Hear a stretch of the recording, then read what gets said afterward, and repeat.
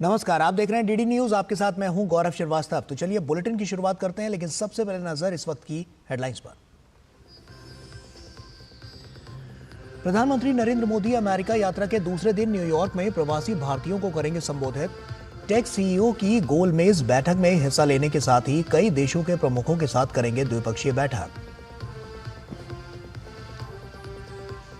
Quad समूह के Wilmington घोषणा पत्र में समुद्री सुरक्षा सहयोग बढ़ाने पर जोर। अगले साल भारत करेगा क्वाड समिट की मेजबानी। प्रधानमंत्री मोदी ने जापान और ऑस्ट्रेलिया के समकक्षों के साथ से अहम विषयों पर की द्विपक्षीय वार्ता। जम्मू कश्मीर के पुंछ में गरजे राजनाथ सिंह, कहा धारा 370 को हटाने का अधिकार केवल केंद्र के पास। विपक्षी दलों पर लगाया जनता को गुमराह करने का आरोप। फारूक अब्दुल्ला ने कही सुप्रीम कोर्ट जाने की बात।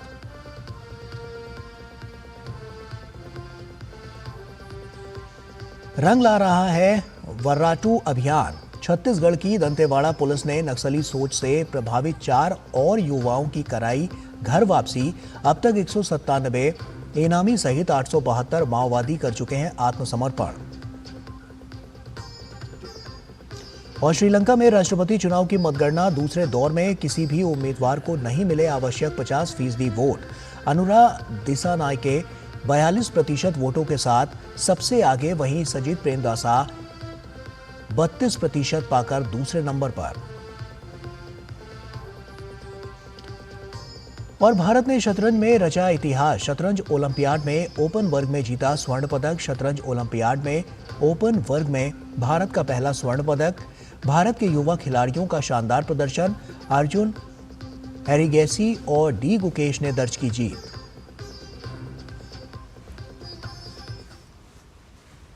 और आइए शुरुआत करते हैं बुलेटिन की, और सबसे पहले बात करते हैं प्रधानमंत्री मोदी के अमेरिका दौरे की।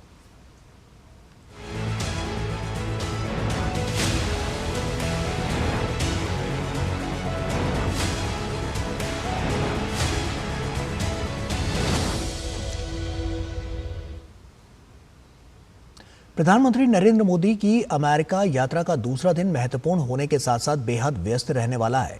प्रधानमंत्री आज न्यूयॉर्क में टेक सीईओ की गोलमेज बैठक में हिस्सा लेंगे। वे आज नेपाल के प्रधानमंत्री केपी शर्मा ओली, फिलिस्तीन के राष्ट्रपति महमूद अब्बास और कुवैत के क्राउन प्रिंस के साथ द्विपक्षीय बैठक भी करेंगे।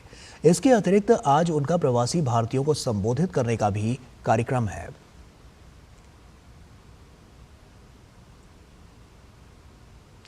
प्रधानमंत्री मोदी की यात्रा के दूसरे दिन में क्या रहेगा खास, न्यूयॉर्क से बता रहे हैं हमारे संवाददाता निखिल सिंह। प्रधानमंत्री नरेंद्र मोदी की अमेरिका यात्रा का पहला दिन बेहद महत्वपूर्ण रहा। जो क्वाड शिखर सम्मेलन की सफलता के साथ उसका अंत हुआ और अमेरिकी राष्ट्रपति जो बाइडेन के साथ द्विपक्षीय बातचीत भी बेहद महत्वपूर्ण रही। इसके साथ ही साथ अब सारा फोकस न्यूयॉर्क पर शिफ्ट हो गया है, जहां प्रधानमंत्री नरेंद्र मोदी की यात्रा का दूसरा दिन होगा और सबसे महत्वपूर्ण होगा इसमें भारतीय समुदाय का उनको संबोधन। और इस संबोधन को Modi and US progress together के नाम से जाना जा रहा है। इसका यहां पर मौजूद भारतीय बेहद उत्सुकता के साथ इंतजार कर रहे हैं और प्रधानमंत्री नरेंद्र मोदी के संबोधन को सुनने के लिए बेहद उत्साहित है। इस संबोधन के बाद प्रधानमंत्री टेक सीईओज राउंड टेबल में हिस्सा लेंगे, जिसमें तकनीकी क्षेत्र से जुड़े हुए तमाम दुनिया के बड़े दिग्गज कंपनियों के सीईओज के साथ प्रधानमंत्री नरेंद्र मोदी की मुलाकात होगी और भारत में निवेश के अवसरों पर बातचीत होगी। इसके साथ ही साथ तमाम दूसरे देशों के साथ में जो यहां यूनाइटेड नेशंस में भाग लेने के लिए आए हैं, ऐसे राष्ट्र प्रमुखों के साथ में तमाम देशों के साथ प्रधानमंत्री नरेंद्र मोदी की द्विपक्षीय बातचीत भी प्रस्तावित है, जो कि बेहद महत्वपूर्ण होने जा रही है। तो इस तरह से प्रधानमंत्री की अमेरिका यात्रा का दूसरा दिन भी बेहद महत्वपूर्ण और बेहद व्यस्त रहने वाला है। कैमरामैन संजय जैना के साथ Nikhil Singh, DD news, New York. और वहीं विल्मिंगटन में हुए क्वाड शिखर सम्मेलन में आखिर किन बिंदुओं पर सहमति बनी, आइए एक नजर डालते हैं भारत, अमेरिका, जापान और ऑस्ट्रेलिया के संयुक्त वक्तव्य पर, जिसमें क्वाड समूह ने मैरीटाइम सिक्योरिटी पर फोकस किया है। दरअसल क्वाड देशों की ओर से हिंद प्रशांत क्षेत्र में प्रशिक्षण के लिए नई क्षेत्रीय समुद्री पहल मैत्री की घोषणा हुई। IPMDA और अन्य क्वाड पार्टनर पहल के जरिए दिए गए उपकरणों की वृद्धि पर सहमति बनी। साथ ही जल की निगरानी और सुरक्षा, उनके कानूनों को लागू करने और गैर कानूनी व्यवहार रोकने में सक्षम बनाने पर जोर दिया गया। वर्ष 2025 में भारत मैत्री वर्कशॉप की मेजबानी करेगा। समुद्री कानूनी वार्ता के शुभारंभ का स्वागत किया गया है और इसी के साथ समुद्री कानूनी वार्ता हिंद प्रशांत में नियम आधारित समुद्री व्यवस्था बनाए रखने के प्रयासों का समर्थन भी किया गया है। क्वाड साझेदारी अपने आने वाले वर्ष में IPMDA में नई तकनीक और डेटा शामिल करने का पक्षधर है। 2025 में पहला क्वाड एट सी शिप ऑब्जर्वर मिशन शुरू करने की योजना बनाई गई है। क्वाड एट सी शिप ऑब्जर्वर मिशन में अमेरिकी तटरक्षक, जापानी तटरक्षक, ऑस्ट्रेलियाई सीमा बल और भारतीय तटरक्षक शामिल होंगे और इंटर ऑपरेबिलिटी में सुधार और समुद्री सुरक्षा को आगे बढ़ाने पर फोकस किया गया है। Quad Indo Pacific logistics network pilot project launch करने की घोषणा की गई है। साझा एयरलिफ्ट क्षमता को आगे बढ़ाने और सामूहिक लॉजिस्टिक्स शक्तियों का लाभ उठाने के लिए होगा लॉजिस्टिक्स नेटवर्क पायलट प्रोजेक्ट। प्राकृतिक आपदाओं से निपटने के लिए अधिक तेजी और कुशलता लाने का समर्थन किया गया है। फ्यूचर पार्टनरशिप के क्वाड पोर्ट्स की घोषणा की गई है। इंडो पैसिफिक में टिकाऊ और लचीले बंदरगाह बुनियादी ढांचे के विकास का समर्थन किया गया है। 2025 में मुंबई में भारत की ओर से क्वाड क्षेत्रीय बंदरगाह और परिवहन सम्मेलन का आयोजन किया जाएगा। 2200 से अधिक विशेषज्ञों के लिए क्वाड इंफ्रास्ट्रक्चर फेलोशिप के विस्तार की सराहना की गई है। संयुक्त वक्तव्य में कहा गया है कि विश्वसनीय प्रौद्योगिकी समाधान के लिए साझेदारी के महत्वाकांक्षी विस्तार की घोषणा पर गर्व है। इसके अलावा इंडो पैसिफिक के छात्रों को $5 लाख की 50 क्वाड स्कॉलरशिप देने की भी घोषणा की गई है। और बुलेटिन में अब बात करते हैं विधानसभा चुनाव की।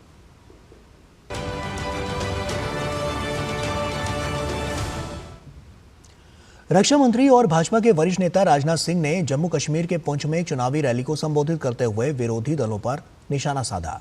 उन्होंने कहा कि विरोधी दल धारा 370 को वापस लाने की बातें करते हैं, जबकि उसे सिर्फ केंद्र सरकार ही वापस ला सकती है। इसी के साथ उन्होंने ये भी कहा है कि 30 साल बाद लोकसभा चुनाव में जम्मू कश्मीर में 58% से अधिक मतदान हुआ है और लद्दाख में 82% से अधिक मतदान हुआ है। लोकसभा चुनाव में 30 वर्षों के बाद पहला यह अवसर रहा है जब मोर देन 58% की वोटिंग इस जम्मू कश्मीर की धरती पर हुई है। वहीं पर लद्दाख में मोर देन 82% वोटिंग हुई है। कांग्रेस, नेशनल कॉन्फ्रेंस और PDP जैसी पॉलिटिकल पार्टी चारों तरफ हाय तौबा मचा रही हैं, शोर मचा रही हैं। वह आएंगी तो आर्टिकल 370 जो समाप्त किया गया है पुनः उसको बहाल करेंगी। जिसकी सेंटर में गवर्नमेंट होती है वही आर्टिकल 370 बहाल कर सकता है। बहनों भाइयों, या आपकी आंखों में धूल झोंक कर आपको गुमराह करके आपका समर्थन हासिल करना चाहते हैं। और केंद्रीय गृह मंत्री अमित शाह ने जम्मू कश्मीर के नौशेरा में एक चुनावी जनसभा को संबोधित किया। अमित शाह ने कहा कि अनुच्छेद 370 किसी भी कीमत पर वापस नहीं होगा और जम्मू कश्मीर में हमेशा हमारा तिरंगा लहराएगा। धारा 370 गई, अच्छा हुआ या बुरा हुआ? अरे जोर से बोलो, अच्छा हुआ या बुरा हुआ? फारूक अब्दुल्ला कहते हैं हम धारा 370 वापिस लाएंगे। अरे अब्दुल्ला साहब, 3 पीढ़ियां चली गई और 3 ला दो। अब धारा 370 कोई वापिस नहीं ला सकता। अब कश्मीर में अगर फहरेगा तो हमारा प्यारा तिरंगा ही फहरेगा और कुछ नहीं। और वहीं केंद्रीय गृह मंत्री ने कहा कि पहाड़ियों को आरक्षण देने का काम मोदी सरकार ने किया है और आगे भी हम पहाड़ियों को प्रमोशन में भी आरक्षण देंगे, जिससे हर क्षेत्र में पहाड़ी आगे बढ़ सकेंगे। एनसी को जो करना है वो करे, हम पहाड़ियों को आरक्षण देंगे देंगे और देंगे। भाइयों बहनों, आप सभी लोग तो इससे खुश हो, मगर मैं बताकर जाता हूं, सिर्फ आरक्षण से तो एंट्री होती है। इससे क्या होता है? आपका बच्चा 70 साल पिछड़ गए आप लोग, कैसे आगे बढ़ोगे? हमने तय किया है कि चुनाव समाप्त होते ही पहाड़ियों को रिजर्वेशन, हम प्रमोशन में भी रिजर्वेशन देने का काम करेंगे। और नेशनल कॉन्फ्रेंस के प्रमुख फारूक अब्दुल्ला ने केंद्रीय गृह मंत्री अमित शाह के बयान पर कहा कि हम फिर से सुप्रीम कोर्ट जाएंगे और धारा 370 को वापस लाएंगे। सुप्रीम कोर्ट ने 2 जजमेंट्स दी हैं जो कहा यह परमानेंट है, हम फिर से सुप्रीम कोर्ट जाएंगे और कानूनन इसको वापस लाएंगे। भाजपा के राष्ट्रीय अध्यक्ष जेपी नड्डा ने जम्मू के बरनाई में चुनावी जनसभा को संबोधित किया। उन्होंने कहा कि यह भाजपा का ही उठाया गया कदम है जिससे एक देश में 2 निशान, 2 विधान और 2 प्रधान की व्यवस्था समाप्त हो गई। जम्मू का और भारतीय जनता पार्टी का बहुत गहरा रिश्ता है, बहुत गहरा रिश्ता है। अगर मैं इसको याद करूं तो मैं ये गौरव के साथ और गर्व के साथ कह सकता हूं कि जिन्हें हम शेरे डुग्गर के रूप से जानते हैं, पंडित प्रेमनाथ डोगरा जी को। पंडित प्रेमनाथ डोगरा जी हमारे भारतीय जनसंघ के प्रथम लोगों में वो थे जो राष्ट्रीय अध्यक्ष के रूप में जिन्होंने काम किया। ये हमारा जम्मू से गहरा रिश्ता है कि धारा 370 समाप्त हो चुकी है और आज हम एकीकृत तरीके से संविधान की दृष्टि से एक विधान, एक निशान, एक प्रधान, इसके तहत चुनाव हो रहा है। इसको भी हमको ध्यान में रखना। और उधर सिरसा में मीडिया से बात करते हुए हरियाणा के पूर्व मुख्यमंत्री भूपेंद्र सिंह हुड्डा ने कहा कि हमें भरपूर समर्थन मिल रहा है और जनता ने हरियाणा में भारी बहुमत से कांग्रेस की सरकार बनाने का मन बना लिया है। जिस प्रकार से जन समर्थन मिल रहा है उसके आधार पर मैं कह सकता हूं 36 बरादरी मन बना चुके हैं कि हरियाणा में अगली सरकार कांग्रेस पार्टी की सरकार। हरियाणा विधानसभा चुनाव के मद्देनजर कांग्रेस में टिकट बंटवारे को लेकर हड़कंप मचा हुआ है। टिकट न मिलने को लेकर पार्टी के कई नेता लगातार नाराजगी जता रहे हैं और इसी क्रम में अब हरियाणा कांग्रेस की नेता शारदा राठौड़ ने अपनी ही पार्टी पर आरोप लगाए हैं। उन्होंने कहा कि कांग्रेस में चमड़ी और दमड़ी के बल पर टिकट मिलता है। पार्टी ने मुझे टिकट नहीं दिया। मुझे अभी तक ये समझ ही नहीं आया कि मेरा कसूर क्या था। लेकिन वो कहते हैं ना, चमड़ी और दमड़ी में बहुत दम होता है। और वहीं पूरे मामले पर भाजपा प्रवक्ता शहजाद पूनावाला ने भी कांग्रेस के शीर्ष नेतृत्व पर सवाल उठाए हैं। कांग्रेस में टिकट चमड़ी और दमड़ी के दाम पर दिया जाता है, मतलब कि चमड़ी सेक्सुअल फेवर और दमड़ी पैसों के एवज में। ये पहली बार ऐसे आरोप नहीं लग रहे। कास्टिंग काउच के पहले भी आरोप लग चुके कांग्रेस पे, पर जब ऐसे आरोप लगते हैं तो कार्रवाई करने के बदले उन लोगों पर जो ये कर रहे हैं, महिलाओं पर ही प्रताड़ना की जाती है। सिमी रोजबेल जॉन को निकाल दिया गया, अब शारदा राठौड़ को भी चुप करवा दिया जाएगा या बयान बदलवा दिया जाएगा। और वक्त यहां पर एक छोटे से ब्रेक का है, जल्द हाजिर होते हैं। सारी छुर्रियां भर देती हैं, दीवार हमवार कर देती हैं। तो पुट्टी भर ले, हाँ पुट्टी भर ले। वंडर वॉल पुट्टी दे एक परफेक्ट फिनिश। अब छोलिया हो या लोबिया, सफेद चने या काले चने, सबको मजेदार बने। आत्मनिर्भरता और आत्मसम्मान, चेहरे पे खिली है मुस्कान। हमने एक अटल पेंशन योजना लगाई है और अभी से आप पैसा जमा कराना चालू करोगे, जितना जमा कराओगे उसके अनुपात में 60 साल की उम्र होने के बाद आपको पेंशन मिलना शुरू हो जाएगा। आज 6 करोड़ से अधिक लोगों ने भारत सरकार की अटल पेंशन योजना में पंजीकरण कराया है। आप भी इससे जुड़े और लाभ उठाएं। हाथ धोकर आते हैं। साबुन की जगह हैंड वॉश। मोहन का प्रमोशन हो गया क्या? सैवलॉन हैंड वॉश तो हमारा रोज का है। सिर्फ 10 रुपए में 200 ml हैंड वॉश बनाओ। Savlon powder to gel hand wash, germ से बचाए, शान बढ़ाए। बेटियां घर की रौनक हैं। बेटियां घर संवारती हैं। बेटियां पीढ़ियां सजाती हैं। बेटियां घर की बुनियाद कहलाती हैं। बेटियों को सलाम करता है मोंगिया स्टील, स्टील का बादशाह। जिंदगी की हर छोटी बड़ी जरूरत के लिए आप जो सपने सजाते हैं, बस उसी उम्मीद को तो हम सहारा लगाते हैं। SIP आपकी सेविंग्स को आपकी खातिर काम पर लगाएगी। आज ही अपनी पहली SIP की शुरुआत करें। अधिक जानकारी के लिए अपने वित्तीय सलाहकार से परामर्श करें। LIC म्यूचुअल फंड द्वारा निवेशक शिक्षा की एक पहल। म्यूचुअल फंड निवेश बाजार के जोखिम के अधीन है। योजना से संबंधित सभी दस्तावेजों को ध्यान से पढ़ें। MDH की देगी मिर्च, देगी मिर्च का तड़का, अंग अंग फड़का। MDH की देगी मिर्च। ब्रेक के बाद एक बार फिर से आप सभी का स्वागत है। केंद्रीय वित्त राज्य मंत्री पंकज चौधरी ने उत्तर प्रदेश के महाराजगंज जिले में स्वच्छता पखवाड़ा और भाजपा के सदस्यता अभियान में हिस्सा लिया। नौतनवा में आयोजित इस कार्यक्रम में उन्होंने पौधारोपण किया और लोगों को स्वच्छता और पर्यावरण संरक्षण के लिए प्रयास करने का संदेश दिया। उन्होंने प्रधानमंत्री नरेंद्र मोदी के नेतृत्व में सरकार की जन कल्याणकारी योजनाओं के बलबूते भाजपा की सदस्यता ज्यादा से ज्यादा बढ़ाने पर जोर दिया। कार्यक्रम के दौरान उन्होंने केंद्र और प्रदेश सरकार की उपलब्धियां भी गिनाई।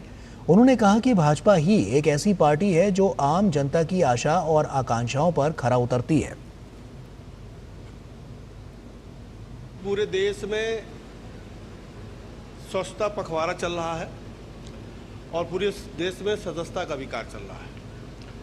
अपने तमाम कार्यकर्ताओं के साथ कई गांवों में, कई वार्ड में जाकर के मैं स्वयं सबसे निवेदन किया हूं। कुछ लोगों की सदस्यता खुद कराया हूं और जो हम लोग का लक्ष्य है कि पिछली बार का भी रिकॉर्ड हमें तोड़ना है, क्योंकि पिछली बार 18 करोड़ से ज़्यादा संख्या में भाजपा की सदस्य थी, जो कि दुनिया में नंबर 1 पार्टी सदस्यता वाली थी। आज जो मोदी जी का प्रभाव है, जो मोदी जी का सम्मान है, उसके आधार पर मुझे पूर्ण विश्वास है कि उससे ज़्यादा भी सदस्य हम लोग बनाएंगे। और वहीं दिल्ली में विपक्ष के नेता बीजेंद्र गुप्ता ने कांग्रेस और आम आदमी पार्टी पर हमला बोला है। उन्होंने कांग्रेस और आम आदमी पार्टी को एक ही सिक्के के दो पहलू बताया। साथ ही उन्होंने दावा किया कि आने वाले विधानसभा चुनाव में आम आदमी पार्टी को प्रदेश की जनता सबक सिखाएगी। हमारे साथ मौजूद हैं दिल्ली में प्रतिपक्ष के नेता विजेंद्र गुप्ता जी। आइए उनसे बात करते हैं। बीजेपी का धरना और दूसरी तरफ जनता की अदालत लगा रहे हैं जंतर मंतर पे, क्या कहना? देखिए, हम नहीं जानते क्या है ये, तो हम पहले बहुत सालों से देख रहे हैं। अब बार बार ये चीज़ें चलती नहीं हैं, लेकिन आज जो हम यहाँ देख रहे हैं वो सब कुछ नया है, हैरान कर देने वाला है और आंखों पर यकीन नहीं हो रहा कि क्या ऐसा भी हो सकता है कि आम आदमी पार्टी ने किस तरह लोगों को छला है, वो आपके सामने। चुनावी बिगुल की तैयारी माने कांग्रेस कहीं नहीं है आज।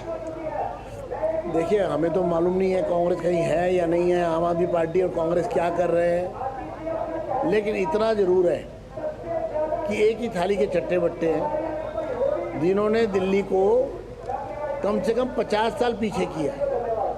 प्रदर्शनी लगाने का मतलब ये है कि चुनावी एक बड़ा मुद्दा भारतीय जनता पार्टी बनाएगी। ये बहुत बड़ा मुद्दा है। इसके सवाल पर जवाब देने से क्यों भागते हैं ये? अगर आपने ये आलीशान महल बनाया है तो फिर इनके सवालों से क्यों भागते हैं? पारदर्शिता कहाँ गई? अब ये माने कि क्योंकि बहुत ज़्यादा समय नहीं रह गया है चुनाव का, तो अब भारतीय जनता पार्टी मैदान में है। चुनाव में आने वाले समय में अब चुनावी रंग देखने को मिलेंगे। बिल्कुल, हम लोग मैदान में जनता की अदालत में हम जाएंगे, सच लेकर जाएंगे और झूठ का पर्दाफाश करेंगे और आम आदमी पार्टी मुक्त दिल्ली बनाएंगे। तो ये थे नेता प्रतिपक्ष विजेंद्र गुप्ता, जिन्होंने साफ तौर पर कहा है कि क्योंकि दिल्ली का चुनाव दूर नहीं है, तो ऐसे में अब भारतीय जनता पार्टी मैदान में होगी और प्रदेश सरकार की नीतियों और जो उन्होंने कार्य किए हैं उसको लेकर जनता के बीच जाएगी और जनता से वोट मांगेगी। Vikramjit Singh, DD news, Delhi. स्वच्छता ही सेवा पखवाड़ा के तहत देश भर में इन दिनों जगह जगह स्वच्छता कार्यक्रम आयोजित किए जा रहे हैं। उत्तर प्रदेश के मेरठ में एक गैर सरकारी संस्था के स्वयंसेवकों ने स्वच्छता अभियान चलाया। अभियान के दौरान दीवारों पर सुंदर और मनमोहक तस्वीरें बनाई गई। दीवारों पर श्लोक लिखे गए। संस्था के संस्थापक डॉक्टर विश्वजीत बैम्बी ने कहा है कि लोगों को अपने आसपास महीने में कम से कम एक बार स्वच्छता अभियान अवश्य चलाना चाहिए। मोदी जी ने जो स्वच्छता अभियान शुरू किया उससे हम लोगों को बहुत बल मिला। हम उसके कारण जो है हमें लोगों का सहयोग भी मिलना शुरू हुआ। हमारी आज बहुत 1000 से ऊपर वॉलंटियर्स की टीम है जो कि हर सप्ताह कहीं ना कहीं जाकर अवेयरनेस करेगी या स्वच्छता अभियान चलाएगी। और वहीं नई दिल्ली में आयोजित वर्ल्ड फूड इंडिया का आज अंतिम दिन है। इस महाआयोजन में कृषि और प्रसंस्कृत खाद्य उत्पाद निर्यात विकास प्राधिकरण यानी कि एपिडा ने विशेष उपलब्धि हासिल की है। कार्यक्रम के दौरान एपिडा ने प्रोसेस्ड फूड खाद्य पदार्थों के साथ ही मिलेट जैविक उत्पादों के 150 से ज्यादा स्टॉल्स लगाए। वर्ल्ड फूड इंडिया जैसे आयोजनों से खाद्य निर्यात के क्षेत्र में भारत को मजबूती मिलेगी। वर्ल्ड फूड इंडिया में एपिडा ने करीब 150 से ज़्यादा यहाँ पर स्टॉल्स लगाए हैं जिसमें कि तमाम उत्पादों को प्रदर्शित किया गया है। साथ ही 800 से ज़्यादा जो है बायर्स जो है उनके साथ मीट यहाँ पर हुई है। हमारे साथ बात करने के लिए डॉक्टर सुधांशु जी हैं जो कि एपिडा के सेक्रेटरी हैं। सर, किस तरीके से पूरा ये आपने यहाँ पर एपिडा ने पूरा परफॉर्म किया है, क्या आउटपुट निकला है? वर्ल्ड फूड इंडिया के आयोजन पर हम लोगों ने ख़ास तौर पर यहाँ पर हॉल नंबर 3 में 200 एग्जिबिटर्स हमारे यहाँ पर जिन्होंने एग्रीकल्चर सेक्टर के प्रोसेस फूड है, मिलेट के प्रोडक्ट हैं, ऑर्गेनिक प्रोडक्ट हैं, फ्रेश का है, उन सब के प्रोडक्ट को शोकेस किया है। हमारे एक्सपोर्टर्स वहाँ पर हैं। 800 हम लोगों ने भारतीय दूतावास के थ्रू जो 800 यहाँ पर बायर्स बुलाए हैं, उन बायर्स की एक जो बायर सेलर मीट उनकी ऑर्गेनाइज करवाई है।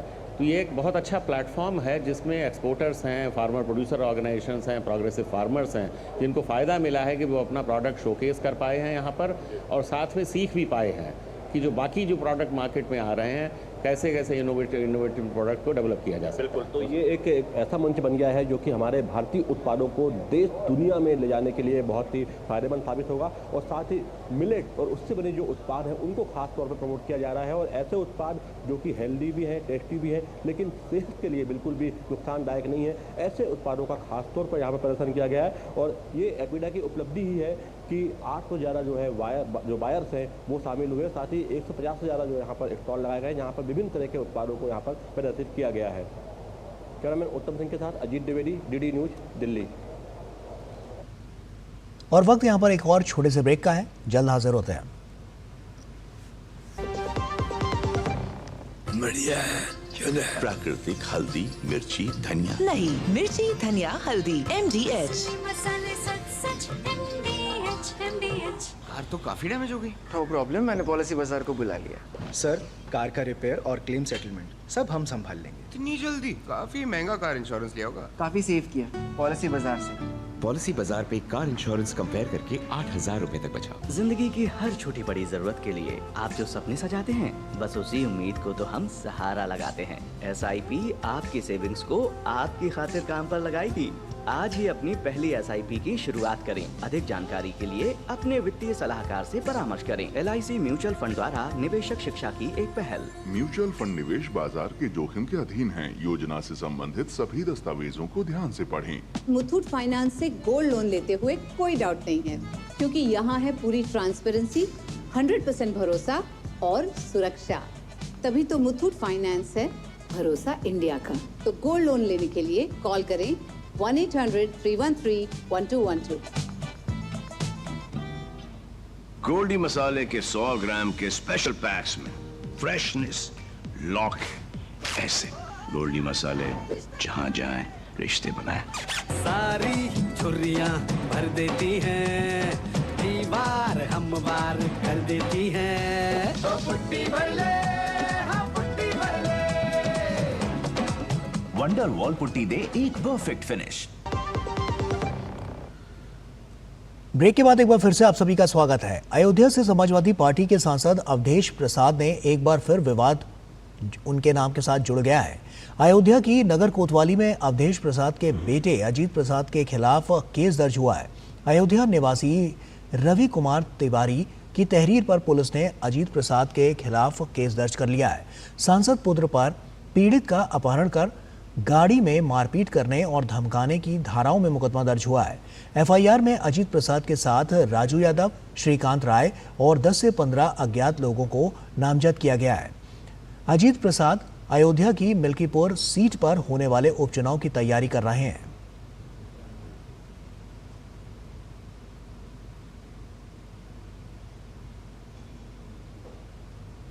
अजीत प्रसाद जो है वो मौजूदा सांसद जी के लिए। और इस वक्त एक बड़ी खबर आ रही है, आपको बता दें श्रीलंका राष्ट्रपति चुनाव में एनपीपी के अनुराग कुमारा दिसानायके राष्ट्रपति चुनाव जीते हैं। इस वक्त की बड़ी और अहम खबर श्रीलंका से सामने आ रही है। राष्ट्रपति का जो चुनाव हुआ है उसमें एनपीपी के अनुराग कुमारा दिसानायके राष्ट्रपति चुनाव जीते हैं। तो ऐसे में इस वक्त की ये बड़ी और अहम खबर साफ तौर पर, जैसा कि हमने श्रीलंका की जो स्थितियां देखी थी, अब उस पर जब ये राष्ट्रपति चुनाव हुआ उसके बाद से अब हम देख रहे हैं कि साफ तौर पर एक यहाँ पर जो राष्ट्रपति हैं एनपीपी के अनुराग कुमार दिसानायके राष्ट्रपति चुनाव जीते हैं। तो इस वक्त की बड़ी और अहम खबर।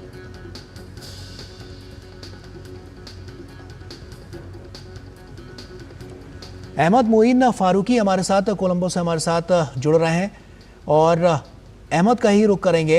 अहमद मोइन, क्या ताज़ा अपडेट, क्या ताज़ा जानकारी मिल पा रही है? क्योंकि साफ तौर पर चुनाव जीता गया है और कितना अब की बार के लिए हम कह सकते हैं श्रीलंका के लिए आने वाले दिनों में देखना होगा कि इससे क्या कुछ नया निकलकर सामने आ रहा है। लेकिन अब से सबसे पहले तो क्या ताज़ा अपडेट, क्या ताज़ा जानकारी?